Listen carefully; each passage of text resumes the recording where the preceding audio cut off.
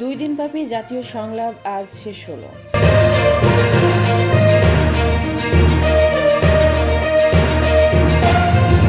খুলনায় ছাত্রলীগ নেতা সজল গ্রেপ্তার, আদালত চত্বরে জনতার গণধোলায়।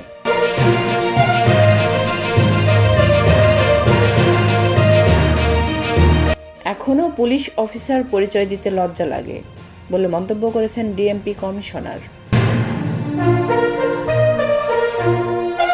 ধলেশ্বরী টোল প্লাজায় মর্মান্তিক দুর্ঘটনা, সেই বাস চালক আটক।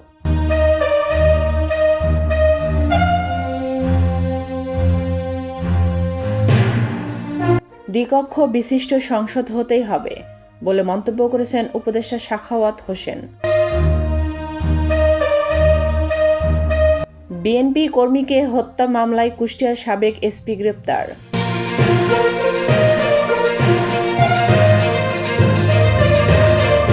12 বছর পর দেশে ফিরলেন বিএনপির ভাইস চেয়ারম্যান কায়কোবাদ।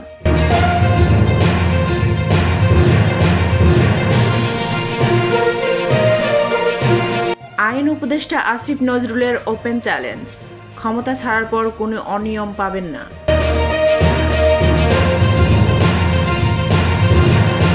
দেশের মানুষ ভারতের আধিপত্যবাদ রুখে দিবে বলে মন্তব্য করেছেন মিজানুর রহমান আজহারি।